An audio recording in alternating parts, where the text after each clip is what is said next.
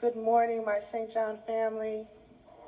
Thank you, Jackie, for that warm remarks. And Pastor, good morning, everyone. God bless everyone. Thank you for allowing me to talk today on the Mental Health Awareness Month. And I just want to remind you that May is a very special month, like our pastor says every month. It is a Mental Health Awareness Month. As we reflect on this month, I want us to pause and embrace a truth that is bond and gentle and understanding. And one of the things is that our mental health matters. Not only is it important to our physical well-being, but it's also a cornerstone to life as God envisioned for us. My own journey with mental health has been deeply personal and painful. I experienced the loss of my dearest son, Jamal, at the age of 19 through his tragic decision to end his life. Tuesday, May 27th, will mark 5 years of the painful, terrifying day.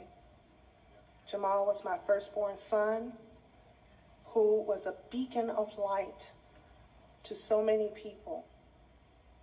He is extremely missed and immeasurably, every moment of this day, missed by me. He left us with so many questions, so many whys, and so much understanding of the importance of mental health. In the darkness of that grief, I am learning a lesson that I would hold close to my heart every day. It's okay to not be okay.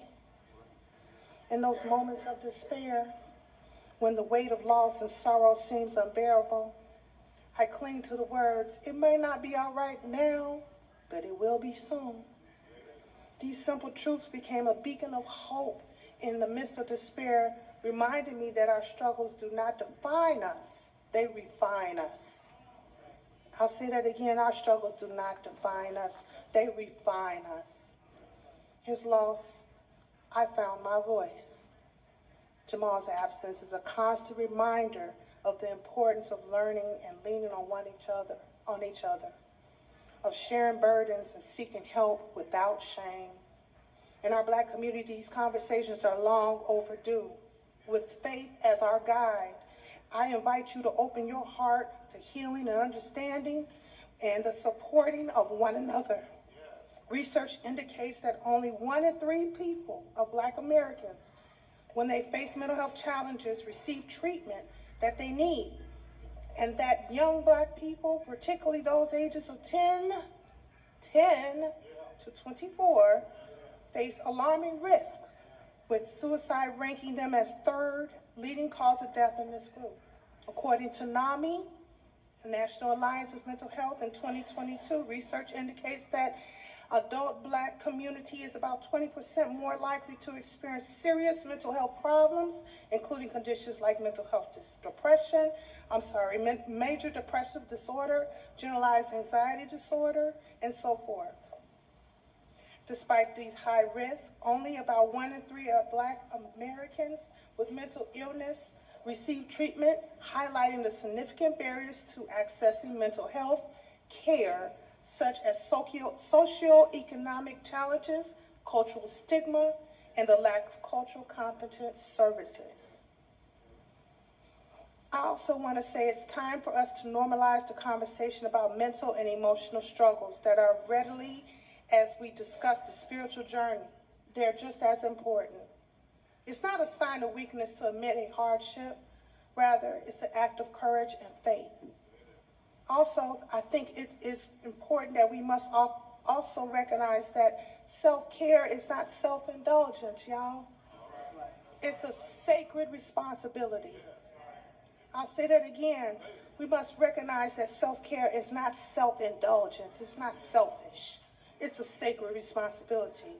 The Apostle Peter reminds us in Peter 1:5-7, cast all your anxieties on him because he cares for you. Take time to nurture on mental well-being and seek guidance and allow ourselves moments of rest and honoring the gift that God has given us. I challenge each and one of you today to break the stigma and break the silence. Start with yourself. Ask the question, what is mental health to me?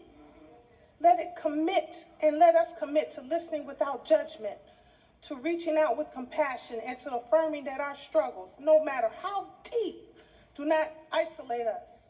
St. John is a church, and as a church, we call to be in a sanctuary for those in distress, a beacon of light in moments of darkness. And remember that in Philippians 4:13, we are also told, I can do all things through Christ who strengthens me. This is not just a promise, it's overcoming physical challenges, but it's a powerful reminder that the thoughts in our darkest times and our deepest sorrows, Christ's love and strength is ever present.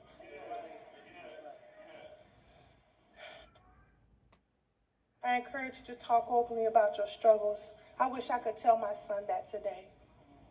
To seek help when needed and to be supportive in presence of the lives of others. I take a pledge today to help the health ministry do that. St. John is a place where vulnerability is met with understanding, where stories of pain become the seeds of resilience and hope. I have learned from generations of community who carried our heavy burden. I remember the stories of my grandmother, Deaconess Maureen Carroll,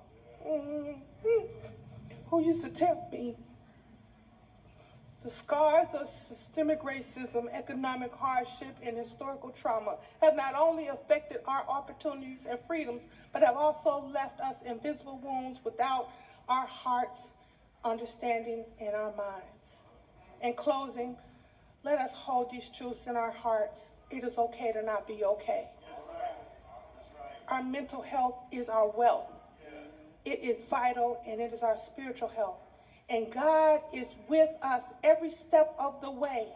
I know this because I have lived this for the last 5 years, every minute and every moment, second of my life, losing a child and burying them. There is no other feeling like that. Although the road may seem challenging right now, remember, it may not be all right now, but it soon will be. By learning and leaning on our faith, by sharing our struggles, and by supporting one another, we can overcome the stigma and create a community that embraces healing in every form. May God bless you abundantly, grant us the strength to face our struggles, and unite us in his boundless love. Thank you and amen.